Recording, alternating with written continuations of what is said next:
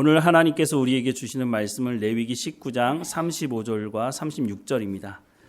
레위기 19장 35절과 36절 말씀 우리 같이 읽겠습니다. 너희는 재판할 때나 길이나 무게나 양을 잴 때 불의를 행하지 말고 공평한 저울과 공평한 추와 공평한 에바와 공평한 흰을 사용하라. 나는 너희를 인도하여 애굽 땅에서 나오게 한 너희 하나님 여호와이니라. 아멘. 2024년도 OECD에서 각 나라마다 공공기관이 있지 않습니까? 그 공공기관을 얼마나 신뢰할 수 있느냐라는 것을 조사해서 발표를 했는데요. OECD 국가 중에 사법 시스템, 사법부를 가지고 있는 그런 나라들 평균이 54%가 신뢰한다 이렇게 얘기를 했다고 합니다. 그러면 한국의 사법 시스템에 대해서는 얼마나 신뢰를 하느냐? 평균이 54%인데 우리나라 신뢰도는 33%라고 합니다. 54%에 비하면 현저하게 낮은 것이죠. 우리가 이 사법에 대해서 얘기할 때마다 빠지지 않고 얘기하는 것 중에 하나가 뭐냐면 유전, 무죄, 무전, 유죄라는 말이죠. 언제부터 이 말이 사용되어 있는지 모르지만 우리가 이런 말을 사용하고 있다는 게 좀 안타깝다는 생각을 하게 됩니다. 어쩌면 내가 직접 법원에 가지 않으면 이런 일과 엮이지 않으면 뭐 그런가 보다라고 생각할 수도 있지만 내가 직접 법원에 가지 않아도 판결을 제대로 내리지 않은 것 때문에 그 개인뿐만 아니라 다른 사람들에게 전 국민에게 피해를 끼치는 일도 종종 있죠. 권력을 유지하기 위해서 공권력을 사용해서 잘못된 일을 한 사람에 대해서 제대로 된 판결을 하지 않은 것 때문에 우리나라 전 국민이 피해를 받아왔지 않습니까? 그런데 오늘날도 보면 제대로 된 판결을 내리지 못하는 것을 보면서 여전히 우리나라 국민 전체가 이런 피해를 받고 있구나 하는 생각을 안 할 수가 없다는 생각을 하게 됩니다. 이런 일들이 계속 지속되는 이유가 뭘까요?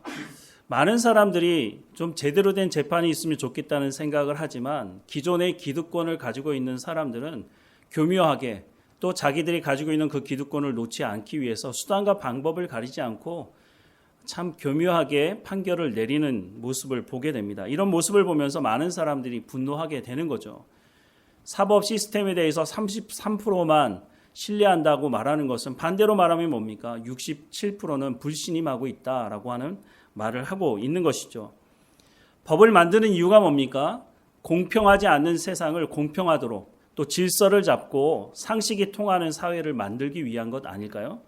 그런데 소위 말하는 전관예우라는 것을 만들어서 그 사람들이 얼마나 더 많이 먹어야 얼마나 더 많이 가져야 배부를지 모르겠지만 법을 가장 잘 알고 있을 거라고 생각하는 그 사람들이 법을 악용해서 분명히 이거는 죄를 지은 것인데 법의 틈새를 파고들어서 무죄로 판결을 내리도록 하는 일도 종종 있는 것을 보게 됩니다. 그래서 우리나라 사람들이 이렇게 잘 먹고 잘 사는데도 행복지수가 낮은 이유가 그런 데서 있는 이유가 아닌가 하는 생각을 하게 됩니다. 공평한 재판이 이루어지지 않는 것은 어느 시대나 이런 일이 있어 왔지만 지금도 마찬가지고 여러 가지 이유가 있을 겁니다. 왜 공평한 재판이 이루어지지 않는지. 하지만 그 핵심은 탐욕이라고 누구든지 말할 수 있을 것입니다. 자신이 가지고 있는 기득권, 권력, 재력, 그 위치, 명예, 그 모든 것들을 유지하기 위해서 수단과 방법을 가리지 않는 것이죠. 물론 모든 사람들이 다 그렇게 하는 것은 아닙니다. 모든 사람들이 이와 같은 행동을 하게 된다면 하나님의 심판이 시작되겠죠. 성경에 이미 그런 부분을 말씀하고 있지 않습니까? 창세기 6장 1절부터 7절 말씀에 보면 사람이 땅 위에 번성하기 시작할 때 그들에게서 딸들이 나니 하나님의 아들들이 사람의 딸들의 아름다움을 보고 자기들이 좋아하는 모든 여자를 아내로 삼는지라. 여호와께서 이르시되 나의 영이 영원히 사람과 함께하지 아니하리니 이는 그들이 육신이 됨이라. 그러나 그들의 날은 120년이 되리라 하시니라.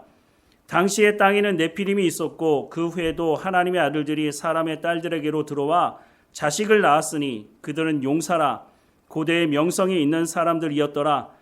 여호와께서 사람의 죄악이 세상에 가득함과 그의 마음으로 생각하는 모든 계획이 항상 악할 뿐임을 보시고 땅 위에 사람 지으셨음을 한탄하사 마음에 근심하시고 이르시되 내가 창조한 사람을 내가 지면에서 쓸어버리되 사람으로부터 가축과 기는 것과 공중의 새까지 그리하리니 이는 내가 그것들을 지었음을 한탄함이니라 하시니라 라고 말씀을 하고 있습니다.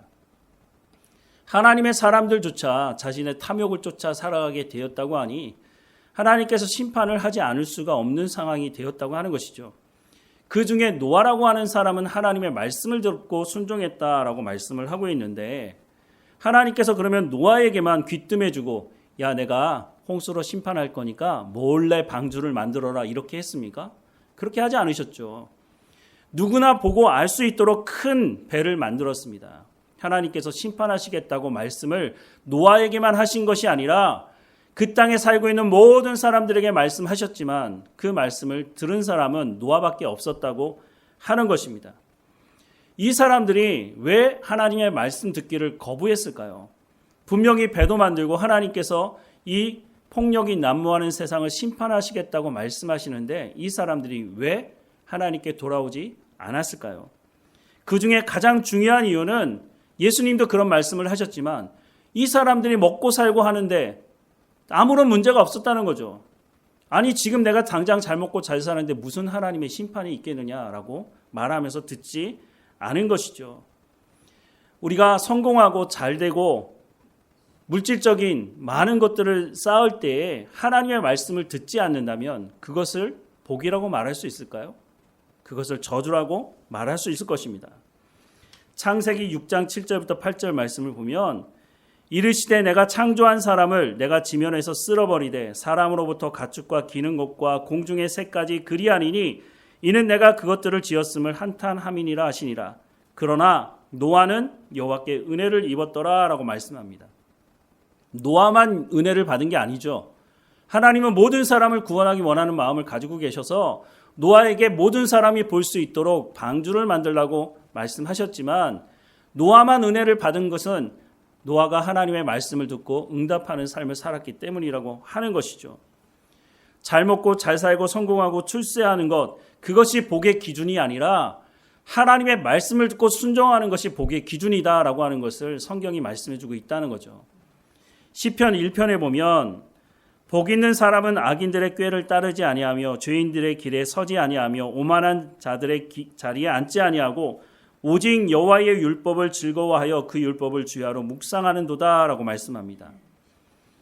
그 당시에 얼마나 많은 사람이 살고 있었는지는 알 수 없지만 적지 않은 사람들이 살고 있었을 겁니다. 그런데 노아만 하나님의 말씀을 듣고 순종하고 홍수 심판으로부터 벗어날 수 있었다는 거죠. 무엇이 복이라고 말씀하고 있습니까? 지금 잘 먹고 잘 사는 것이 복이 아니라 지금 하나님의 말씀을 들을 수 있다고 하는 것이 복이라고 성경은 말씀해주고 있다고 하는 겁니다. 앞서 우리가 봤던 창세기 6장에 보면 6장 4절에 용사라는 사람이 등장합니다. 용사, 초인적인 능력을 가진 사람을 의미하는 것입니다. 그런데 창세기 6장 11절부터 13절 말씀에 보면 그때 온 땅이 하나님 앞에 부패하여 포악함이 땅에 가득한지라 하나님이 보신즉 땅이 부패하였으니 이는 땅에서 모든 혈육 있는 자의 행위가 부패함이었더라. 하나님이 노아에게 이르시되 모든 혈육 있는 자의 포악함이 땅에 가득함으로 그 끝날이 내 앞에 이르렀으니 내가 그들을 땅과 함께 멸하리라 라고 말씀합니다. 여기서 포악이라고 말하는 것은 폭력을 의미하는 것입니다. 용사라고 하는 사람들이 그 힘을 가지고 정의와 공의를 세우는 것이 아니라 자신의 탐욕을 채우기 위해서 그 무력을 사용했다는 것입니다. 그래서 폭력이 난무한 세상이 되고 말았다고 말씀을 해주고 있는 것이죠. 요즘도 어떤 사람들은 내 주먹을 믿는다라고 말하는 사람들이 있습니다.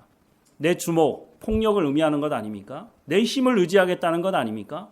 그런데 노아가 살았던 그 시대는 지금보다 더 악해서 폭력을 통제할 수 없는 그런 세상, 용사라는 사람들이 나타나서 그 힘을 가지고 자기의 배를 불리는데 그 폭력을 사용했다는 거 말씀을 해주고 있는 거죠.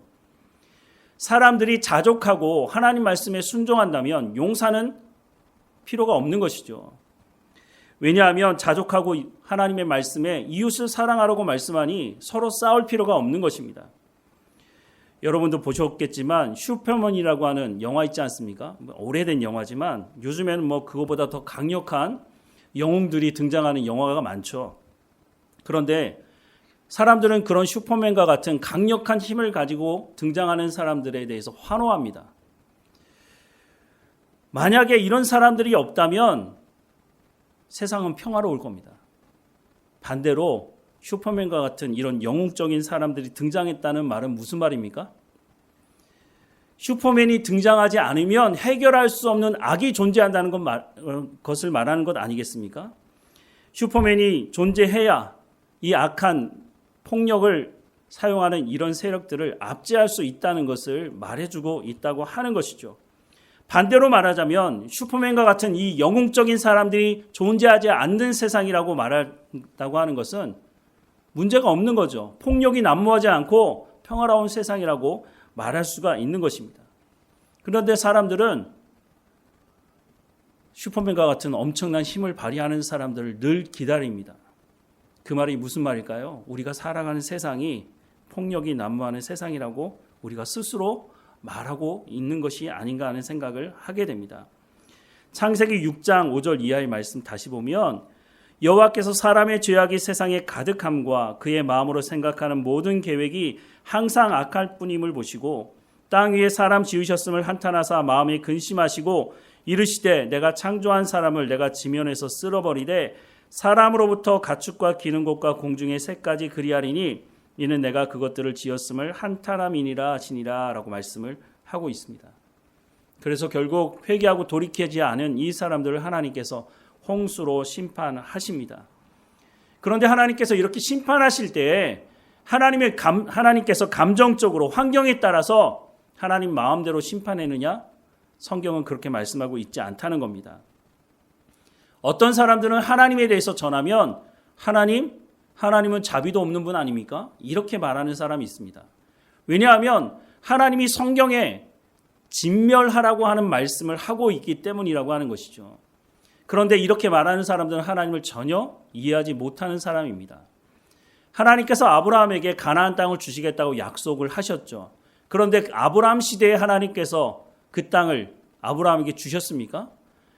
아브라함에게 약속은 하셨지만 수백 년이 지나고 나서 애굽에 내려간 이스라엘 백성들이 430년을 그 땅에서 살고 난 이후에야 하나님께서 그 땅을 주시겠다라고 말씀을 하시는데 그것도 이스라엘 백성들, 물론 하나님께서 아브라함에게 언약하신 말씀은 있지만 이스라엘 백성들이 뭐 잘해서 하나님께 칭찬받는 일을 해서 선물로 주시는 것은 아니라고 성경은 말씀해주고 있습니다. 오히려 그 땅에 들어가는 이스라엘 백성들을 향해서 너희도 가나안 땅에 살고 있는 저 사람들과 똑같이 우상을 숭배하고 음란한 생활을 하게 되면 하나님께서 너희도 심판하시겠다라는 경고의 말씀을 하시죠. 신명기 9장 4절부터 5절 말씀해 보면 내 하나님 여호와께서 그들을 내 앞에서 쫓아내신 후에 내가 심중에 이르기를 내 공의로움으로 말미암아 여호와께서 나를 이 땅으로 인도하여 들여서 그것을 차지하게 하셨다 하지 말라. 이 민족들이 악함으로 말미암아 여호와께서 그들을 내 앞에서 쫓아내심이니라. 내가 가서 그 땅을 차지함은 내 공의로 말미암음도 아니며 내 마음이 정직함으로 말미암음도 아니요 이 민족들이 악함으로 말미암아 내 하나님 여호와께서 그들을 내 앞에서 쫓아내심이라. 여호와께서 이같이 하심은 내 조상 아브라함과 이삭과 야곱에게 하신 맹세를 이루려 하심이니라 라고 말씀합니다.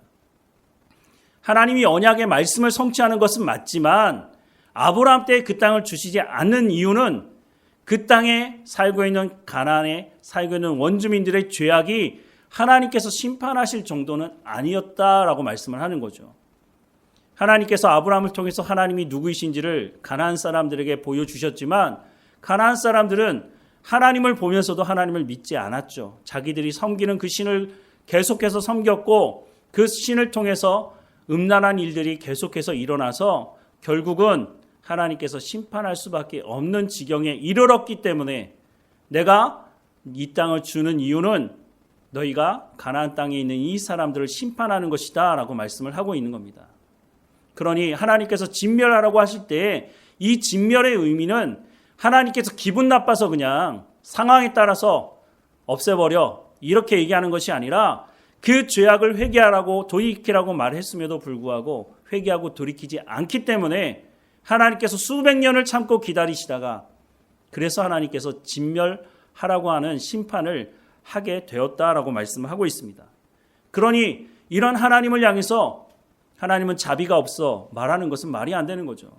그 말을 하는 인간들은 어떻습니까? 인간의 자비한 인간에게 그 잔인함은 이루 말할 수가 없습니다. 자신의 그 기득권 권력을 가지기 위해서 사람들을 얼마나 많이 죽여왔습니까? 지금도 또 그렇게 하고 있죠. 하나님께서 이 땅을 심판하시겠다고 말씀하시고 그 땅을 심판한 홍수 심판 이후에 그러면 사람들은 변화되었을까요? 창세기 11장 1절부터 4절 말씀해 보면 온 땅의 언어가 하나요 말이 하나였더라. 이에 그들이 동방으로 옮기다가 신할 평지를 만나 거기 거류하며 서로 말하되 자 벽돌을 만들어 견고히 굽자 하고 이에 벽돌로 돌을 대신하며 역청으로 진흙을 대신하고 또 말하되 자 성읍과 탑을 건설하여 이 탑 꼭대기를 하늘에 닿게 하여 우리 이름을 내고 온 지면에 흩어짐을 면하자라고 말하고 있습니다. 홍수 심판 이후에 사람들이 더 조직화됐습니다. 도시를 만들고 탑을 세워서 하나님께서 혹시 또 비를 내리시면 우리가 하나님을 대적하자라고 말을 하는 것이죠. 그나마 다행인 것은 여전히 양심에 화인 맞은 사람들은 수단과 방법을 가리지 않고 그 기득권을 지키려고 하지만 법이라는 것을 만들어서 그래도 우리가 정의로운 사회를 만들어야 되는 것 아니냐라고 말하는 사람들을 통해서 지금까지 그래도 하나님의 심판이 미루어진 것이 아닌가 하는 생각을 하게 됩니다. 물론 앞서도 말씀을 드렸지만 법의 틈을 악용하는 사람들은 여전히 있습니다. 하지만 법을 여전히 지키려고 하는 사람들도 있다고 하는 것이죠. 앞서도 말씀드린 것처럼 인간이 완벽하지 않기 때문에 인간이 완벽한 법을 만들 수가 없고 그러다 보니까 틈이 생기고 법을 잘 아는 사람들이 이 틈을 파고들어서 죄가 있음에도 불구하고 무죄로 만드는 일이 오늘 이 시대도 종종 있는 것이죠. 그러나 하나님은 그렇지 않습니다. 하나님의 말씀은 너무나 분명하고 하나님의 심판은 하나님께서 말씀하신 그 기준을 가지고 심판하기 때문에 문제가 없다는 것이죠. 창세기 2장 16절과 17절 말씀해 보면 여호와 하나님이 그 사람에게 명하여 이르시되 동산 각종 나무의 열매는 내가 임의로 먹되 선악을 알게 하는 나무 열매는 먹지 말라. 내가 먹는 날에는 반드시 죽으리라 라고 말씀하고 있습니다. 선악을 알게 하는 나무 열매를 먹으면 하나님께서 반드시 죽는다고 말씀하셨죠. 이것이 하나님의 심판의 기준입니다. 그런데 아담과 하와는 선악을 알게 하는 나무 열매를 먹었습니다. 앞서도 말씀드린 것처럼 인간은 완벽하지 않습니다. 그러니까 실수할 수 있는 거죠. 그리고 다른 많은 실수를 하고 그 위에 하나를 더해서 실수한 것이 아니라 실수를 해본 적이 없는 이 아담과 하와가 딱 한 번 실수를 했는데 그것이 선악을 알게 하는 나무 열매를 먹은 것이니 아담과 하와의 입장에서는 하나님 내가 다른 것 잘못한 것 있는 것도 아니고 딱 한 번 실수한 거 있는데 이번엔 눈 감아주고 용서해 주시면 안 됩니까? 라고 말할 수 있지 않겠습니까? 그런데 하나님 뭐라고 말씀하셨죠? 반드시 죽는다고 말씀하지 않았습니까? 하나님께서 말씀하신 것은 하나님 반드시 이루십니다. 그러니 아담과 하와가 처음 실수한 것이라 할지라도 하나님께서 한 번은 봐줄게 라고 말씀하셨다면 넘어갈 수 있었겠지만 반드시 죽는다고 말씀하셨기 때문에 선악을 알게 하는 나무 열매를 먹고 사망을 맞이하게 됩니다. 물론 당장 그 자리에서 죽이지는 않으셨습니다. 900세가 넘게 살게 되었지만 그럼에도 불구하고 사망이 사람으로부터 떠나지 않고 시작되었다고 하는 것을 성경은 말씀해 주고 있습니다. 탐욕으로 말미암은 사망, 이것은 단순히 육체적인 사망만 의미하지 않았습니다. 하나님과의 관계가 끊어지는 영적인 사망도 있었다고 하는 것을 말씀해 주고 있는 것이죠. 창세기 4장 25절부터 26절 말씀해 보면 아담이 다시 자기 아내와 동침함에 그가 아들을 낳아 그의 이름을 셋이라 하였으니 이는 하나님이 내게 가인이 죽인 아벨 대신에 다른 씨를 주셨다 함이며 셋도 아들을 낳고 그의 이름을 에노스라 하였으며 그때에 사람들이 비로소 여호와의 이름을 불렀더라 라고 말씀하고 있습니다. 꽤 오랜 동안 하나님과의 관계가 끊어지고 나니까 육체적인 죽음뿐만 아니라 영적인 죽음이 오다 보니까 하나님을 하나님이라고 부를 수도 없는 시간을 가졌다라고 말씀을 하고 있습니다.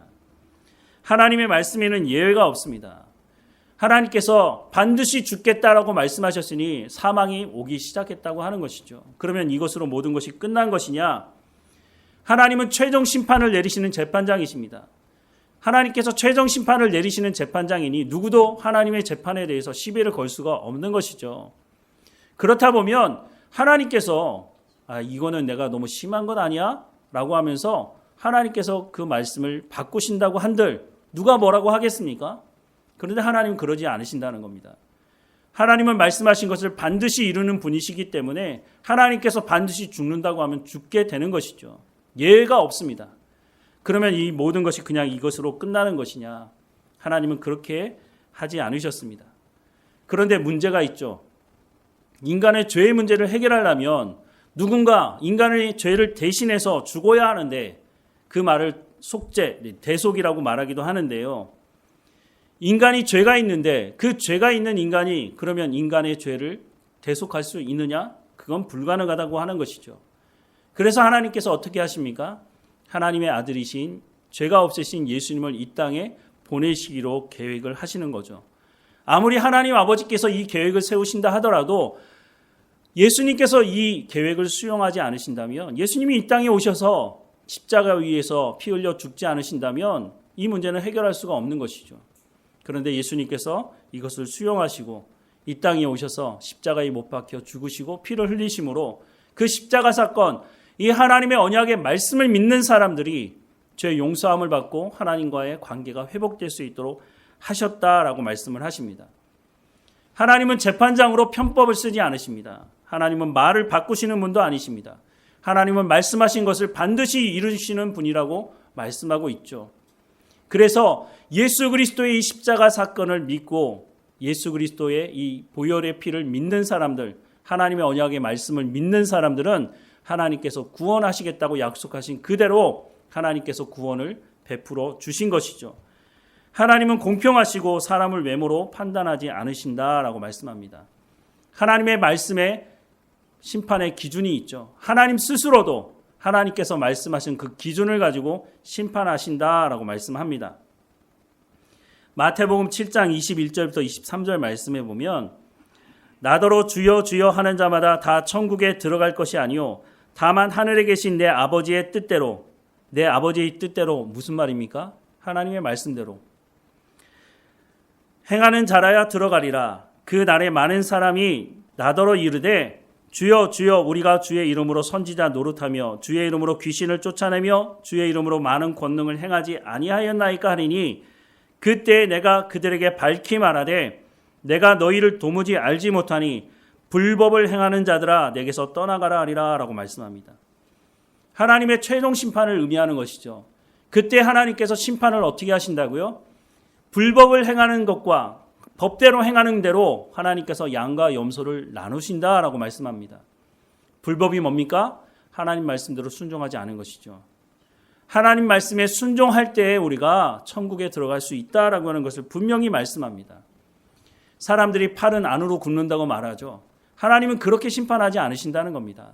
하나님의 심판의 기준은 분명합니다. 이미 성경을 통해서 다 우리 가운데 말씀해 주시고 있는 것이죠. 이렇게 하나님께서 분명하게 심판하시는 이 심판에 대해서 오늘 우리에게도 말씀하는 것은 너희도 하나님이 그러하는 것처럼 분명하게 공정하게 공의를 이루는 심판을 하라고 말씀을 하고 있는 겁니다. 신명기 16장 18절에서 20절 말씀해 보면 내 하나님 여호와께서 내게 주시는 각 성에서 내 지파를 따라 재판장들과 지도자들을 둘 것이요 그들은 공의로 백성을 재판할 것이니라. 너는 재판을 굳게 하지 말며 사람을 외모로 보지 말며 또 뇌물을 받지 말라. 뇌물은 지혜자의 눈을 어둡게 하고 의인의 말을 굳게 하느니라. 너는 마땅히 공의만을 따르라. 그리하면 내가 살겠고 내 하나님 여호와께서 내게 주시는 땅을 차지하리라 라고 말씀합니다. 사람들은 그런데 이렇게 하지 않으려고 합니다. 학연, 지연, 혈연 끌고 와서 내가 아는 사람이야? 아는 사람을 통해서 찔러 넣으면 그래? 라고 하는 말을 들으면서 잘못된 결정을 하게 되는 것이죠. 불의한 판결을 하는 겁니다. 이런 과정에서 꼭 빠지지 않는 게 뭡니까? 뇌물입니다.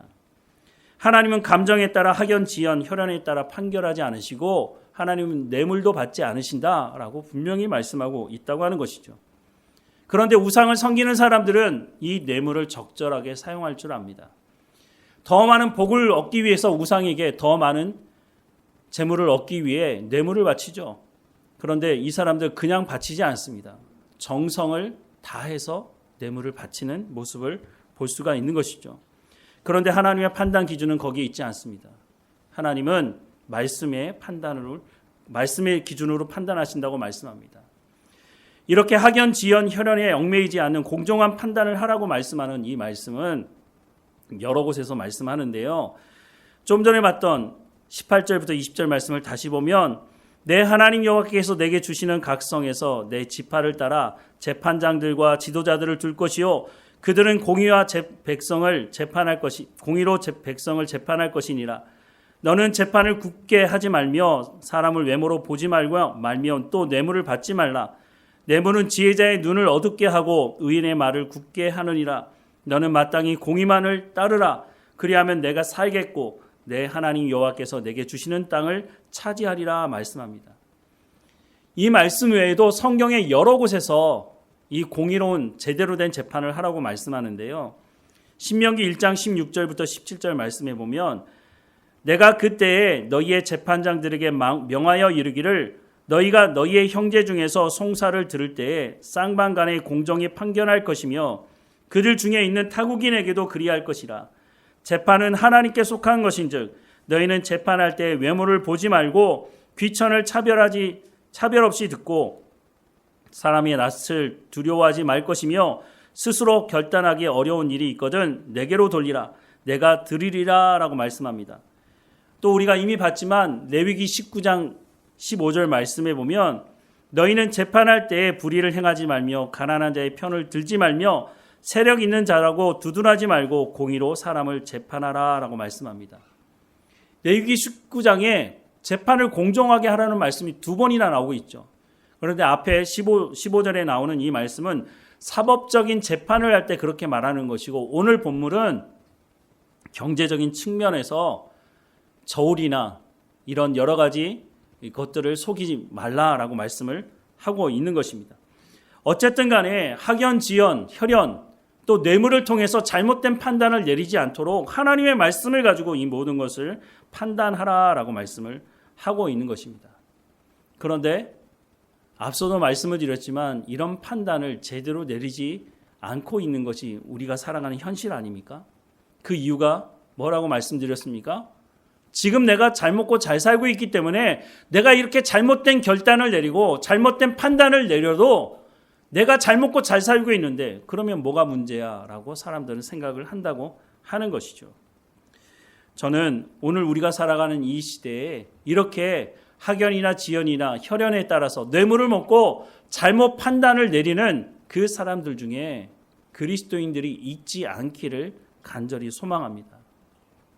그런데 이렇게 소망하는 마음과는 다르게 여러분들도 이미 뉴스를 통해서 많이 보셨겠지만 분명히 서울에 있는 대형 교회의 중직자임에도 불구하고 그 기득권과 그 권력과 그 재력을 유지하기 위해서 권력의 개가 되고 뇌물을 받고 뇌물을 주고 하는 일들이 너무 많이 일어나는 것을 보게 된다고 하는 것이죠. 세상 사람들이야 예전부터 그래 왔으니까 그러려니 하겠지만 예수 믿는다고 하는 것은 내가 하나님의 말씀대로 순종하며 살아가겠다고 하는 것 아닙니까? 그런데 분명히 교회에 와서 예배드리고 하나님의 말씀을 듣는다고 하는 사람들 중에 이와 같은 일을 눈도 깜짝하지 않고 잘못된 판결을 내리고 잘못된 행동을 하는 사람들이 여전히 있다고 하는 것입니다. 그런데 더 안타까운 것은 이 사람들이 다니는 이 교회에서 이 사람들을 향해서 치리했다고 하는 소식을 제가 들어본 적이 없다는 것입니다. 물론 제가 듣지 못해서 치리는 했는데 제가 듣지 못해서 그랬을 수도 있겠죠. 그런데 그렇지 않아 보인다고 하는 것입니다. 만약 이런 잘못된 결단을 하고 잘못된 짓을 함에도 불구하고 교회가 이 사람에 대해서 치리하지 않는다. 그것은 그 사람이 회개할 기회를 박탈하는 것이라고 생각이 듭니다. 이 사람들에게 치리를 해야 내가 죄가 있구나, 내가 잘못했구나 라는 것을 알아야 회개하지 않겠습니까? 그런데 치리하지 않으니 이 사람들은 내가 잘못이 없나 보다 라고 생각을 하게 될 수밖에 없다고 하는 것입니다. 저는 오늘 한국교회 추락에 가장 큰 책임이 목회자들에게 있다고 생각합니다. 호세아서 4장의 말씀에 보면 이스라엘 자손들아 여호와의 말씀을 들으라. 여호와께서 이 땅 주민과 논쟁하시나니 이 땅에는 진실도 없고 인애도 없고 하나님을 아는 지식도 없고 오직 저주와 속임과 살인과 도둑질과 간음뿐이요 포악하여 피가 피를 뒤이음이라. 그러므로 이 땅이 슬퍼하며 거기 사는 자와 들짐승과 공중에 나는 새가 다 쇠잔할 것이요 바다의 고기도 없어지리라. 그러나 어떤 사람이든지 다투지도 말며 책망하지도 말라. 내 백성이 제사장과 다투는 자처럼 되었느니라. 너는 낮에 넘어지겠고 너와 함께 있는 선지자는 밤에 넘어지리라. 내가 내 어머니를 멸하리라. 내 백성이 지식이 없으므로 망하는도다. 내가 지식을 버렸으니 나도 너를 버려 제사장이 되지 못하게 할 것이요 내가 내 하나님의 율법을 잊었으니 나도 내 자녀들을 잊어버리리라 라고 말씀합니다. 제사장의 가장 중요한 사역 중에 하나가 하나님의 말씀을 가르치는 것입니다. 제사장들이 하나님의 말씀을 제대로 가르치지 않으니 어떤 일이 벌어졌다고요? 진실도 없고 인애도 없고 하나님을 아는 지식도 없고 오직 저주와 속임과 살인과 도둑질과 간음뿐이고 포악하여 피가 피를 뒤이음이라 라고 말씀합니다. 피가 피를 뒤이음이라 라고 하는 이 말씀은 살육과 학살이 그치지 않는다라고 하는 것을 말씀해 주고 있습니다. 하나님께서 이렇게까지 말씀하는 것은 지금이라도 하나님의 말씀을 듣고 회개하고 돌이키라라고 하는 말씀을 하고 있다고 하는 것입니다. 오늘 교회가 제대로 된 판결을 내리게 된다면 그나마 좀 소망이 있을 것 같은데 교회마저도 제대로 된 판결을 내리고 있지 않으니 세상을 향해서 제대로 된 판결을 내리라고 말할 수 있을까 하는 생각을 합니다. 목사님들이 하나님의 말씀을 전하면서 하나님의 말씀을 제대로 전하지 않고 오직 성공과 출세가 그것이 복이라고 말을 하고 있으니 그 말을 듣고 판사가 된 사람들이 제대로 된 판결을 내리지 않는 것은 너무나 당연한 결과가 아닌가 하는 생각도 해보게 됩니다. 저도 목회 현장에 있으면서 다 설명을 드릴 수는 없지만 교회 안에서 또한 교단 안에서 불의한 판결을 내리는 것을 종종 보게 됩니다. 그런 불의한 판결 때문에 저 자신도 피해를 받은 적이 있고 간접적인 피해를 받은 적도 있습니다. 때로는 정말 욕이 입에서 나오는 정도 잘못된 일들을 행하는 것도 보게 됩니다. 오늘 말씀은 세상 사람들에게 향해서 말씀하는 것이 아닙니다. 이미 예수 그리스도를 믿는 하나님의 백성들을 향해서 하는 말씀이라고 하는 것이죠. 성경이 이 말씀을 하고 있다는 것을 몰라서 불의한 판결을 내릴까요?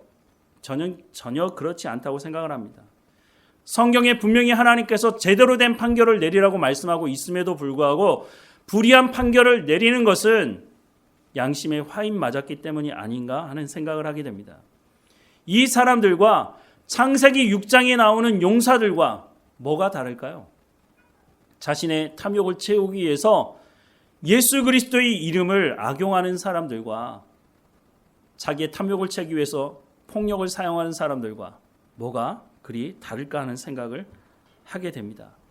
그럼에도 불구하고 이렇게 잘못된 판단을 내리고 잘못된 일을 행하는 사람들이 여전히 잘 먹고 잘 살고 그 기득권을 가지고 있기 때문에 자신들이 무엇을 잘못한지를 전혀 알지 못하고 살아간다고 하는 것이죠. 그렇다면 이것은 복이 아닙니다. 회개하고 돌이켜야 그것이 복이 될 수 있는데 그러지 못한다고 하는 것은 하나님께서 그들을 심판하시겠다고 말씀을 하고 있는 것으로 보인다고 하는 것이죠. 이런 짓을 하는 목회자, 제대로 말씀을 전할 리가 있겠습니까? 제가 부목회자로 있을 때 이런 목회자 밑에서 몇 년을 사역한 적이 있습니다. 그 설교를 들을 때마다 참 괴로웠습니다. 저게 무슨 설교인가? 저게 하나님의 말씀이 아닌데. 그런데 정말 놀라운 것은 그분이 그곳에서 수십 년을 목회했는데 그 거짓된 복음을 들으면서 사람들은 아멘하고 응답하고 있다고 하는 것이죠. 그러니 그 교회가 문제가 없을 수가 없다고 하는 것입니다.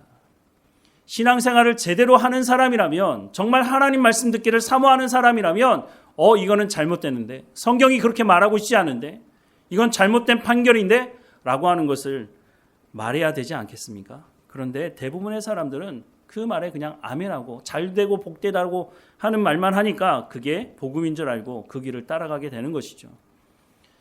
사랑하는 여러분, 여러 번 말씀을 드렸지만 최소한 우리가 듣는 하나님의 말씀이 이게 정말 하나님의 말씀인지 아니면 나를 영적으로 죽이는 거짓 복음인지를 우리가 최소한 분별할 수 있는 실력은 있어야 한다고 하는 것입니다.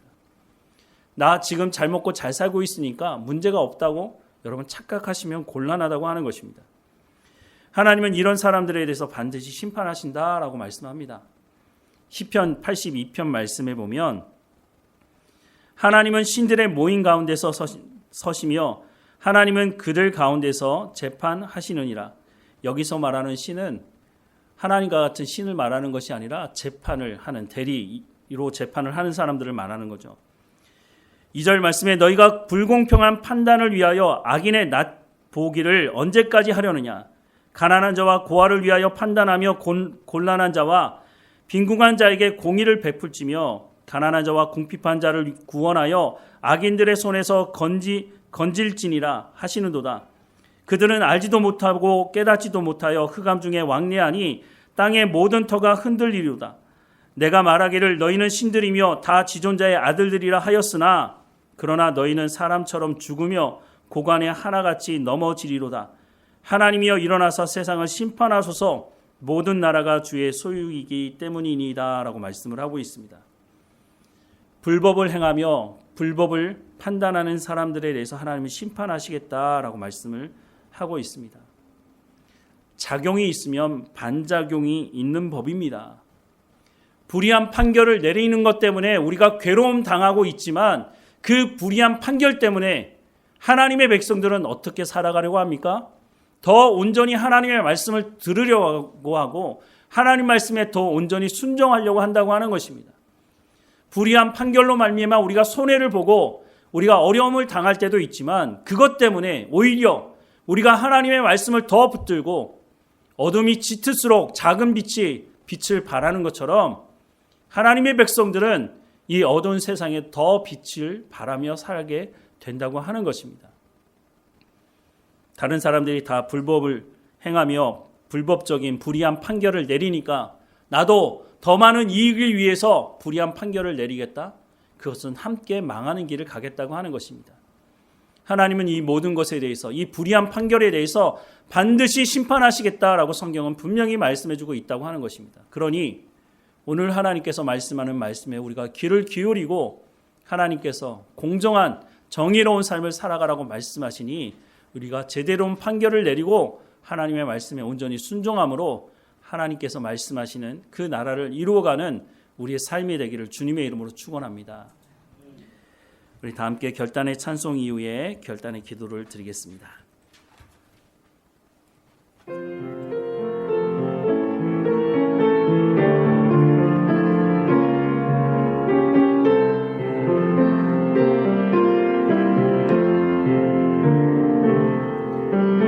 이 말씀 따라 사는 동안 지치지 않게 하시고 이 말씀 따라 사는 동안 주님 나라 이루소서.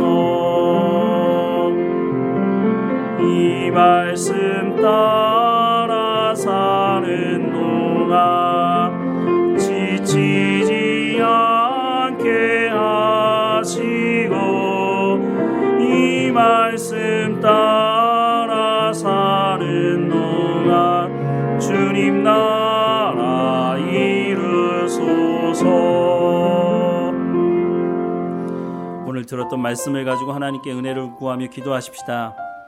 불법이 난무하는 이 세상 속에서 우리가 하나님의 약속의 말씀을 믿고 우리가 하나님의 말씀대로 정의를 세우며 공의로운 삶과 결단을 하며 살아가는 우리의 삶이 될 수 있도록 인도해 달라고 하나님께서 맡겨주신 이 약속의 말씀을 붙들고 살아가는 우리의 삶을 통해서 우리 주변에 어려운 당한 사람들을 함께 도우며 세워갈 수 있도록 은혜를 베풀어 달라고 우리 다 함께 은혜를 구하며 기도하십시다.